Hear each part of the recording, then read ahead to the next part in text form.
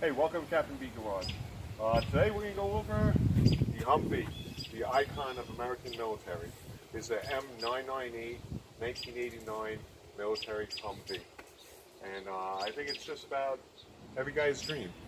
So we got hands on one. We're going to go over the whole body, the whole chassis, everything, how it works, and what's so special about it. So hold on. All right. So as we go into the cab of this, you'll see it's pretty much bare bones. There is nothing luxurious about this. It barely even has heat. You got your basic steering wheel. You have your non-key start. It's a regular switch. Engine stop, run, start, and your gauges. You have a light control panel that controls your headlights, your tail lights, your dash lights, and your horn. When that control panel is off, everything is off, because it's military. When you're in some kind of mission at night or anything, you don't want any lights on, not even brake lights. So this is a switch that shuts all lights off and all instrument panels and everything off. Otherwise, it's pretty much bare bones. You have your wiper switch here, no intermittent wipers, your signal lights, that as you turn back, it doesn't self-return. You got to actually physically shut them off. And that's it. You got your little heater control here with these knobs for floor, vent, or defrost, high and low speed fan, and that's pretty much it. It is basic bare bones. This is the epitome of just military, basic, get the job done kind of truck. So when we go to start it up, it's a typical diesel.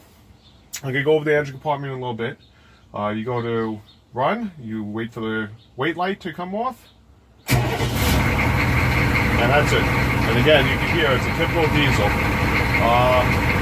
You see, I got no horn. I got to lift up the light switch, turn on to unlock it, and then you turn it. That's the worst sounding horn I've ever seen, but it is cool. It is cool. So yeah, that's the basic of the interior. Nothing else really to do. There was some modifications. I changed the seats because there's regular tractor seats in here. I did a couple little things inside, but that's pretty much it. Let's go check out the engine, shall we?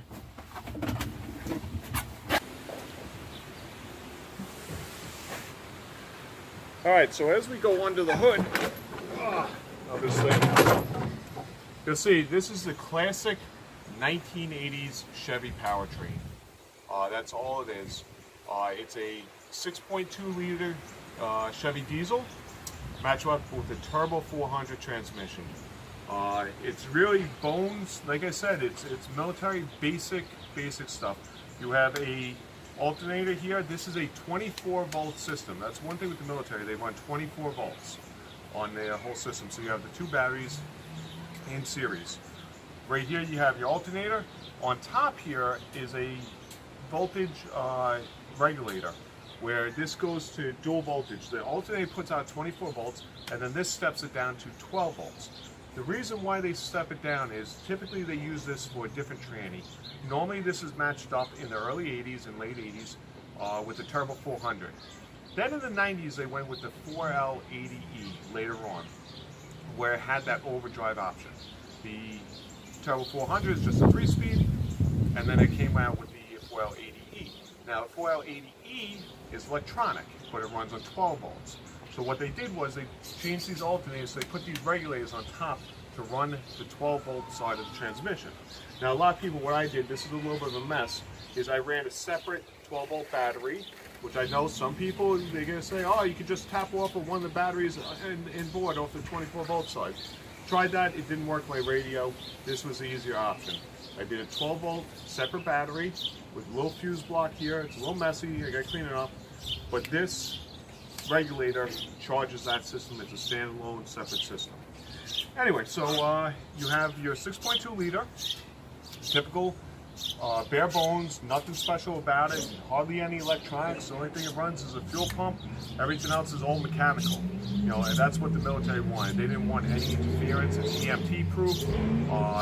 It's, you know, just a basic, like I said, bare bones military. But it runs, and everything runs great. You have your radiator here, you have your oil cooler, tranny cooler, all stuff here. A lot of people had questions, and they said, well, why is this radiator slanted? Why do you have this whole setup like this? Well, what they did was they lifted the motor up, and the motor is lifted up into the cab, and that's why it's so wide. But the height of the vehicle is still, again, 6 foot couple inches. So if you had this big massive radiator standing straight up, there's no way you would get the ground clearance and the height clearance. So what you did, now you have this big radiator and you tilt it, now you get the height and everything. That's the reason why they did it like that. This fan, it's not a typical fan clutch like you would see in a car. It's a hydraulic fan clutch. It comes off the power steering pump, and there's a hose that goes in the front of the clutch that will engage through this over here, will, according to temperature, engage and disengage the fan hydraulically. Underneath here is nothing else really special. What is cool about this is if you look, again, it's typical military. Every wire is black. They have no special, like on normal cars where you have pink with the white tracer and all the stuff. Every wire is black, but if you look, they all have these silver tags on them. And every tag has a number on it. So if you have, which is really cool, if you have a little electrical issue and you're trying to trace out for a wiring diagram, all you gotta do is go to this number and you look up the technical manual, and this number will tell you exactly what circuit, where it goes, and everything. So that's pretty cool. And every single wire has this on the truck, so it's very simple to diagnose electrically. I think that's pretty much it under the hood. Let's go underneath the chassis and see what we got of the powertrain.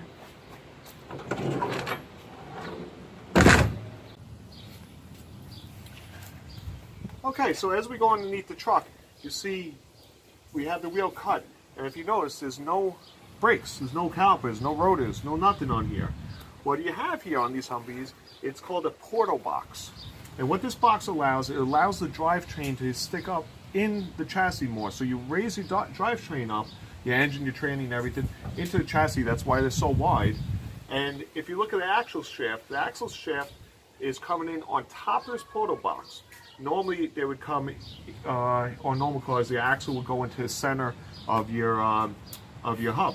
Now it allows it to go higher, and each one of these portal boxes are geared.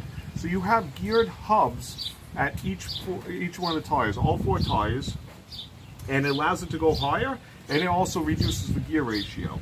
So what that in turn allows the drivetrain to have a lot less stress on it. So you can use smaller shafts and a lighter drivetrain. Again, these engines, they only put out 150 horsepower.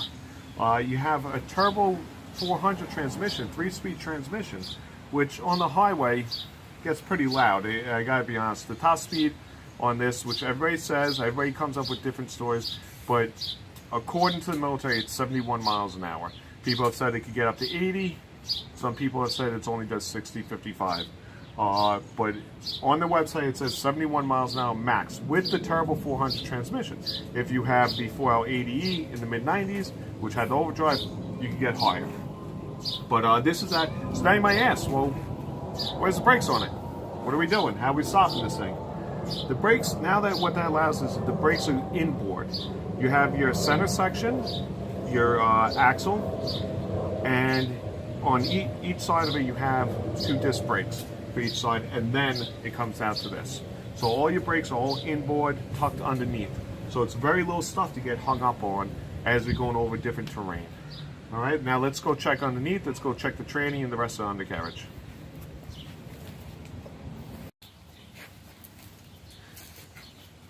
Okay, so as we look, this is the rear end of the Humvee. And as you can see, you got your center section, your pumpkin right there. And if you can see right up here, to the right of the pumpkin, that's your brakes. The front and the rear are set up the same. You have the brakes on the inboard, like I was saying. And your parking brake here also. But if you see how high it's tucked up underneath, you can look straight through and there's nothing hanging down. Same thing, portal boxes on the rear here. But if you notice also, this is an 89. Most trucks in the 80s to 90s, they had a solid rear axle with leaf springs and everything. If you look here, this is an 89 and it's got independent suspension all around. It is very, in some ways, advanced for its time. Very stiff, very heavy duty. These are heavy duty springs, heavy duty shocks. It has to carry a big load. Typically, when these are fully armored up, they could carry up to 15,000 pounds, 18,000 pounds, the vehicle weight. Normally, the vehicle is 5,200 pounds, but once you start putting hardtop on, gun turret, and all the extra special stuff, it definitely weighs them down a lot. So when you do get what we call undressed Humvee, where it doesn't have all the extra features, you'll see the back of it, if it's not adjusted, the back tires are outward because there's no weight on it. Once you get the weight, it will come in, the back will squat and it'll come in. But it's already set up for all that weight, and if you see one that's undressed, the back tires kick out a little bit. That's pretty much it. You got your transfer case over there, and typical turbo 400 transmission. Really nothing special about those. What is cool about these is the body. The body is all aluminum body, so you won't get any rot. No rot, no rust. They're made to go underwater and come out no problem. They have drain holes all over the place. Body's just riveted together. It's a basic, like I say, bare bones, but it's all aluminum. The hood is a fiberglass, is a heavy duty fiberglass, and the rest of the body, the sheet metal, is all aluminum. So it'll never rust, which is pretty cool. And you got your little pintle here, and your tow hooks and everything else like that. All right.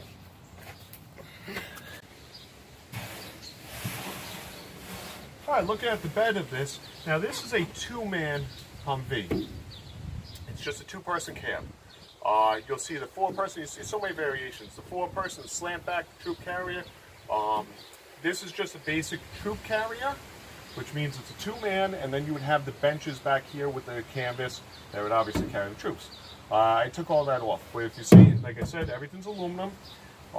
These were made where it's a basic body, and then you could transform it almost like a Swiss Army knife to whatever you want, wherever your need is.